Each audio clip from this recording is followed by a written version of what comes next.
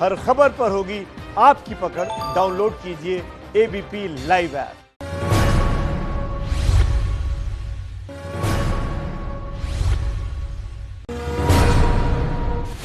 देश में कोरोना संक्रमित मरीजों की संख्या करीब 56,000 के पार हुई।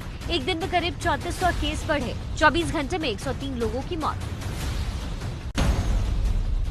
एबीपी न्यूज के ईस्ट शिखर सम्मेलन में केंद्रीय मंत्री नितिन गडकरी ने दिलाया देश को भरोसा। कुछ काम शुरू हुए हैं, पलायन रोकने के लिए जल्द नया पैकेज। रोजगार बढ़ाकर जीतेंगे आर्थिक लड़ाई।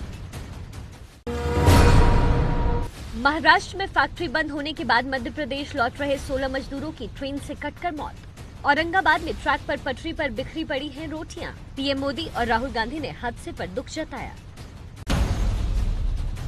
महाराष्ट्र के औरंगाबाद में ट्रेन की चपेट में आए मजदूर रेल पटरी पर सोए थे। सुबह करीब 6:30 बजे सोते हुए मजदूरों के ऊपर से गुजर गई मालगाड़ी। औरंगाबाद में ट्रेन हादसे में मारे गए मजदूर मध्य प्रदेश के शहडोल और उमरिया के रहने वाले थे। सीएम शिवराज सिंह ने मृतकों के परिवार को 5-5 लाख रुपए देने की घोषणा की। सूरत से उत्तर प्रदेश पैदल जा रही महिला ने सड़क पर ही बच्चे को जन्म दिया। महाराष्ट्र के जलगांव में हुई इस दर्दनाक वाकये के बाद महिला और बच्चे को अस्पताल में भर्ती करवाया गया। बिहार में मजदूरों का आना लगातार जारी। 1 मई को नागपुर से चलकर पटना पहुंचे दर्जनों मजदूर पैदल ही जा रहे हैं झारखंड। महाराष्ट्र से यूपी के मजदूरों का पलायन जारी है। हाईवे के नवाबगंज के टोल पर आई 1200 गाड़ियां ऐसी हैं जो महाराष्ट्र के नंबर की हैं। सभी गाड़ियों में भरे थे मजदूर। नोएडा में कोरोना संक्रमण से हुई पहली मौत। स्वास्थ्य विभाग के मुताबिक मृतक की उम्र 60 साल की थी और वो ग्रेटर नोएडा के जिम्स अस्पताल में भर्ती थे। सिंगापुर से दिल्ली पहुंचा एयर इंडिया का विशेष विमान। सुबह कोची और श्रीनगर लौटे थे करीब 400 लोग। नोएडा बॉर्डर पर 16 लोग फंसे हैं, जिनमें बच्चे और महिलाएं भी हैं। घर जा रहे भूखे प्यासे मजदूरों का आरोप, पुलिस ने की उनकी पिटाई। लॉकडाउन में मुंबई से नेपाल जा रहे हैं कई मजदूर। तंगी के सारे मजदूर सवारी न मिलने पर पैदल ही कर रहे हैं सफर। मध्य प्रदेश के रायसेन में परिवार को ठेले पर बिठाकर पैदल ही जा रहे हैं मजदूर। मजदूरों के सामने कोरोना से बड़ा भूख प्यास का संकट। यूपी के फिरोजाबाद बॉर्डर पर मजदूरों ने नारेबाजी की और सड़क जाम कर दिया। पूर्वी यूपी और बिहार जा रहे मजदूरों को रोका गया था। जम्मू के कठुआ की चेनाव टेक्सटाइल मिल पर मजदूरों ने किया पथराव। मौके पर पहुंची पुलिस और मजदूरों के बीच झड़प। कर्नाटक के मंगलुरु में सेंट्रल रेलवे स्टेशन पर मजदूरों का प्रदर्शन। मजदूर कर रहे हैं घर वापसी की मांग। रेलवे और सरकार के दावों के बावजूद श्रमिक एक्सप्रेस में बंद नहीं हुई मजदूरों से किराया वसूली। गुजरात से यूपी के कासगंज लौटे हर एक शख्स से लिए गए 500 रुपए। बच्चों का भी लगा पूरा टिकट। मजदूरों की आवाजाही तेज होने से बढ़ रहा है कोरोना फैलने का खतरा। मध्य प्रदेश के सिंगरौली और कटनी में ट्रकों और बसों में ठूस कर लाए गए मजदूर। कल मुंबई से 118 मजदूर स्पेशल ट्रेन से रीवा पहुंचे, लेकिन भूखे प्यासे प्रवासी मजदूरों को बस में ठूस कर बैडन पहुंचाया गया। कर्नाटक में मजदूरों की घर वापसी की लड़ाई अदालत तक पहुंच चुकी है। प्रवासी मजदूरों के लिए चलाई जाने वाली ट्रेन रद्द करने के खिलाफ युवा कांग्रेस के अध्यक्ष श्रीनिवास बी ने कर्नाटक हाईकोर्ट में अर्जी दी। उड़ीसा जाने वाली 3 ट्रेन को रद्द किए जाने से फंसे सूरत में उड़ीसा के 1200 मजदूर। सूरत के कलेक्टर के मुताबिक उड़ीसा हाईकोर्ट ने आदेश दिया है कि जब तक सभी मजदूरों का कोरोना टेस्ट नेगेटिव न हो, उन्हें उड़ीसा न भेजा जाए। करीब 1.5 महीने से जम्मू में फंसे श्रद्धालु और सैलानियों की घर वापसी शुरू। वैष्णो देवी के दर्शन के लिए आए पटना के 19 श्रद्धालु, 272 सैलानी और 134 मजदूरों को भेजा जा रहा है घर। अखिल भारतीय अखाड़ा परिषद ने शराब की दुकानों को खोले जाने पर ऐतराज जताते हुए मठ मंदिरों समेत दूसरे धार्मिक स्थलों को खोले जाने की मांग और तेज कर दी है। अखाड़ा परिषद ने राष्ट्रपति और पीएम को भेजी चिट्ठी। राहुल गांधी की केंद्र सरकार से मांग, देश के 50% गरीब लोगों को 7,500 रुपए की सीधी मदद दे। छोटे उद्योगों को भी मदद की जरूरत। के खतरे को लेकर देश के सबसे बड़े अस्पताल की चेतावनी। एम्स के निदेशक रणदीप गुलेरिया बोले, जून जुलाई में अपने चरम पर होगा कोरोना। अबू धाबी से 182 भारतीय कोच्चि एयरपोर्ट पर उतरे। मालदीव में समंदर के रास्ते आज 750 भारतीयों की हो रही है वतन वापसी। मुंबई की आर्थर रोड जेल में 77 कैदी कोरोना पॉजिटिव। जेल के 26 कर्मचारी भी संक्रमित। 800 कैदियों की क्षमता वाली जेल में अभी करीब 2800 कैदी हैं। शराब के लिए लग रही भीड़ से बचने के लिए दिल्ली सरकार ने शुरू किया टोकन सिस्टम। वेबसाइट के जरिए ई टोकन से ले सकते हैं शराब। मोबाइल पर टोकन आने के बाद तय वक्त पर दुकान जाना होगा। राजस्थान के भरतपुर में शराब दुकान खोलने के विरोध में उतरी महिलाएं। लाठी लेकर शराब दुकानों को बंद करवाने पहुंच गई। दिल्ली में कोरोना की वजह से जान गंवाने वाले पुलिस कांस्टेबल अमित कुमार को अंतिम विदाई दी गई। पुलिस अधिकारियों ने फूल चढ़ाकर श्रद्धांजलि दी। Indian council of medical research ने दिल्ली में 5 नए प्राइवेट लैब्स को कोरोना जांच करने की मंजूरी दी है। दिल्ली में अब कोरोना संक्रमण की जांच करने वाले प्राइवेट लैब्स की संख्या 13 हो गई है। आंध्र प्रदेश के विशाखापट्टनम में रात फिर से गैस लीक होने से हड़कंप। फायर ब्रिगेड, एनडीआरएफ और विशेषज्ञों की तैनाती से हालात काबू में। विशाखापट्टनम गैस कांड की सरकार ने जांच के आदेश दे दिए हैं। गैस हादसे में हुई थी 11 लोगों की मौत। एबीपी न्यूज के ई शिखर सम्मेलन में कांग्रेस नेता अभिषेक मनु सिंघवी ने किया बीजेपी में जाने की अटकलों का खंडन। बोले, ये सारी बातें अफवाह हैं।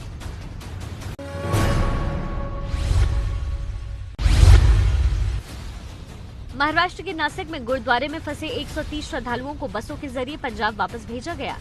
ये श्रद्धालु मनमाड में फंस गए थे, जिसके बाद ये सभी गुरुद्वारे में रुके हुए थे। आगरा में 5 दिन पहले एक बच्चे को जन्म देने वाली महिला पुलिसकर्मी की मौत। प्रशासन ने किया अंतिम संस्कार। आगरा के नेमीनाथ होम्योपैथिक मेडिकल कॉलेज में कोरोना संक्रमित मरीजों पर होम्योपैथ दवा का चल रहा है trial. Indian council of medical research ने अनुमति दी। यूपी के कानपुर से आई एक बारात 45 दिनों से बिहार के बेगूसराय में फंसी है। बारातियों के खाने के खर्च से परेशान लड़की वाले, ट्रेन खुलने का इंतजार। तमिलनाडु के कोयम्बटूर में डीएमके के कार्यकर्ताओं ने शराब की दुकानें खोलने के विरोध में प्रदर्शन किया। प्रदर्शन की अगुवाई डीएमके एमएलए एन कार्तिक ने की। कर्नाटक के गदग इलाके में महिलाओं ने शराब की दुकानें खोलने के विरोध में जमकर प्रदर्शन किया। महिलाओं का आरोप, शराब की बिक्री शुरू होने से नशा छोड़ चुके लोग फिर से पीने लगे हैं शराब। घरेलू हिंसा बढ़ी। तमिलनाडु में मदुरई के पैकारा इलाके में महिलाओं ने किया शराब दुकान खोलने का विरोध। दुकानों के बाहर महिलाओं ने जमकर नारेबाजी की। संयुक्त राष्ट्र की संस्था यूनिसेफ ने भारत में स्वास्थ्य कर्मियों को पीपीई किट दान करने के लिए एक अभियान की शुरुआत की। कोई भी व्यक्ति यूनिसेफ की वेबसाइट पर एक पीपीई किट की कीमत यानी 2000 रूपए दान कर सकता है। कर्नाटक में मजदूरों की घर वापसी की लड़ाई अदालत तक पहुंच चुकी है। प्रवासी मजदूरों के लिए चलाई जाने वाली ट्रेन रद्द करने के खिलाफ युवा कांग्रेस के अध्यक्ष श्रीनिवास बी ने कर्नाटक हाईकोर्ट में अर्जी दी। तमिलनाडु के मदुरई में चिथिरई उत्सव को मंजूरी नहीं मिलने से नाराज लोगों ने शर्ट उतारकर प्रदर्शन किया। कोरोना संकट को देखते हुए तमिलनाडु सरकार ने आयोजन को मंजूरी नहीं दी, क्योंकि इसमें भगवान कल्ला झागर की मूर्ति को शहर भ्रमण कराया जाता है। मुंबई के खुले मैदान और सड़कों पर रहने को मजबूर है नंदी बैल का खेल दिखाने वाले सैकड़ों प्रवासी परिवार। हर साल 4 महीने के लिए मुंबई आते थे, लेकिन इस बार लॉकडाउन में फंस गए। पश्चिम बंगाल के सिलीगुड़ी में अनानास उत्पादक लॉकडाउन की वजह से मुश्किल में हैं। खेतों में फसल तैयार है, लेकिन इन्हें मंडी तक पहुंचाने का कोई इंतजाम नहीं। अब व्यापारी और उत्पादकों ने सरकार से मदद की गुहार लगाई है। लखनऊ की मेयर संयुक्ता भाटिया ने अपने ही महकमे पर सैनिटाइजर और मास्क की घपलेबाजी करने का आरोप लगाया। नगर आयुक्त इंद्रमणि त्रिपाठी को चिट्ठी भी लिखी। लखनऊ के नगर आयुक्त इंद्रमणि त्रिपाठी के मुताबिक लखनऊ नगर निगम को सीएसआर फंड से मुफ्त में मिला था सैनिटाइजर और मास्क, इसलिए बिना किसी सरकारी खरीद के मुफ्त में मिली चीज में घोटाला आखिर कैसे हुआ।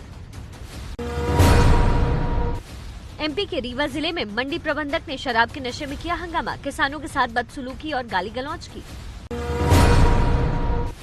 मुंबई विश्वविद्यालय के केमिस्ट्री विभाग ने एक विशेष नैनो कोटिंग केमिकल तैयार किया है। दावा है कि इस कोटिंग से पीपीई किट और मास्क पर चिपकने वाले कोरोना के विषाणु को मारा जा सकता है। रक्षा मंत्रालय ने बड़ा फैसला करते हुए मिलिट्री इंजीनियरिंग सर्विसेज में 9300 सिविल पोस्ट को खत्म करने के प्रस्ताव को मंजूरी दे दी है। रक्षा बजट को संतुलित करने और सैन्य क्षमता बढ़ाने के लिए लिया गया फैसला। यूपी के मुरादाबाद में बेमौसम बरसात और ओलों ने आम की फसल को बड़ा नुकसान पहुंचाया है। किसानों के मुताबिक आम की फसल का सिर्फ 1/4 हिस्सा बचा है। महाराष्ट्र के नासिक के सातपुर में मौजूद सीआरएन वुडन इंडस्ट्रीज में कल शाम भीषण आग लग गई। हादसे में लाखों रुपए का माल जलकर राख हो गया। आग लगने की वजह शॉर्ट सर्किट बताई जा रही है। फायर ब्रिगेड ने आग पर काबू पा लिया है। पंजाब के पूर्व डीजीपी सुमेध सिंह सैनी पर 29 साल बाद अपहरण के एक मामले में केस दर्ज कर लिया गया है। सुमेध सैनी पर बलवंत सिंह मुल्तानी नाम के शख्स का अपहरण करने और जुर्म के सबूत मिटाने का केस दर्ज हुआ है। उत्तर प्रदेश के प्रयागराज में एक ही परिवार के 3 लोगों की हत्या के बाद आंधी गांव में मातम का माहौल है। बताया जा रहा है कि गांव के बाहर बने मकान में बदमाशों ने नंदलाल यादव, उनकी पत्नी और 15 वर्षीय बच्ची की हत्या की। मध्य प्रदेश के धार जिले में पुलिस और बदमाशों के बीच मुठभेड़ हुई। केदारपुरा गांव में हुए इस एनकाउंटर के बाद पुलिस ने एक बदमाश को गिरफ्तार कर लिया है। पुलिस ने केस दर्ज कर फरार बदमाशों की तलाश शुरू कर दी है। आंध्र प्रदेश के विजयनगरम में 75 साल के बुजुर्ग को गिरफ्तार किया गया है। बुजुर्ग पर नाबालिग से दुष्कर्म की कोशिश करने का आरोप लगा है। उत्तराखंड में यमुना घाटी में भारी बारिश से परेशान हैं किसान। पिछले एक सप्ताह में 9 गांव पुरोला, मोरी और बडकोट गांवों में लगातार हो रही भारी बारिश से फसलों को काफी नुकसान पहुंचा है। रिलायंस जियो में 2 हफ्तों में तीसरी बड़ी डील। विस्टा इक्विटी फर्म ने 11,367 करोड़ में 2.3% हिस्सेदारी खरीदी। इसके पहले फेसबुक और सिल्वर लेक कर चुके हैं जियो में बड़ा निवेश। नोएडा में केंद्र की गाइडलाइंस के मुताबिक शुरू हुई सैमसंग कंपनी। नोएडा की सीईओ महेश्वरी ने कहा, दूसरी कंपनियों में भी जल्द शुरू होगा काम। 350 प्रवासी मजदूर यूपी के एटा पहुंचे। मजदूरों को बस में बिठाकर घर भेजा गया। भारत में कोरोना की दवा के ट्रायल की मंजूरी। एबीपी न्यूज पर सीएसआईआर के डीजी शेखर मांडे ने कहा, 1 हफ्ते में शुरू हो जाएगा फेविपिरावीर नाम की दवा का ट्रायल।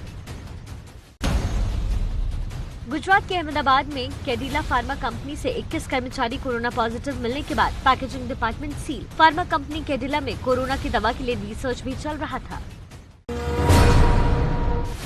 पंजाब के आदमपुर में वायुसेना का विमान MiG-29 क्रैश हो गया। पायलट ने कूदकर बचाई जान।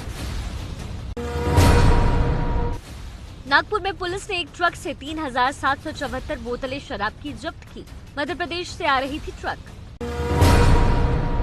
मजदूरों के माइग्रेशन पर उड़ीसा हाईकोर्ट का बड़ा आदेश। कोरोना टेस्ट करवाकर आने और नेगेटिव होने पर ही मिलेगी राज्य में एंट्री की इजाजत। समाजवादी पार्टी के नेता मुलायम सिंह यादव की तबीयत खराब होने के बाद लखनऊ के मेदांता अस्पताल में भर्ती करवाया गया। अस्पताल के मुताबिक मुलायम की हालत स्थिर। गृह मंत्रालय ने उड़ीसा सरकार को जगन्नाथ रथ यात्रा के लिए रथ बनाने की मंजूरी दे दी है। रथ यात्रा निकलेगी या नहीं, ये फैसला राज्य सरकार को लेना होगा। राजस्थान के बारन जिले में शराब के नशे में एक दोस्त ने दूसरे दोस्त की हत्या की। बताया जा रहा है कि दोनों दोस्त शराब पीने के लिए इकट्ठा हुए थे।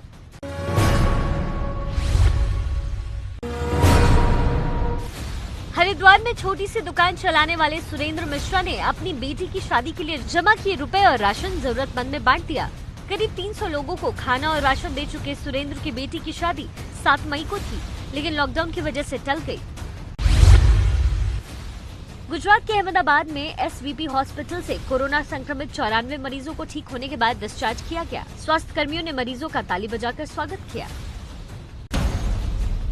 बिहार के हाजीपुर में हुई एक शादी में कोरोना को लेकर बरती गई एहतियात। दूल्हा दुल्हन ने हाथों में सैनिटाइजर लगाया और छड़ी से वरमाला पहनाई। यूपी के जालौन में छात्र शहर से चौक चौराहे पर पेंटिंग बनाकर लोगों को कर रहे हैं जागरूक। पेंटिंग में महिला थाना प्रभारी और पुलिस कर्मियों ने भी हिस्सा लिया।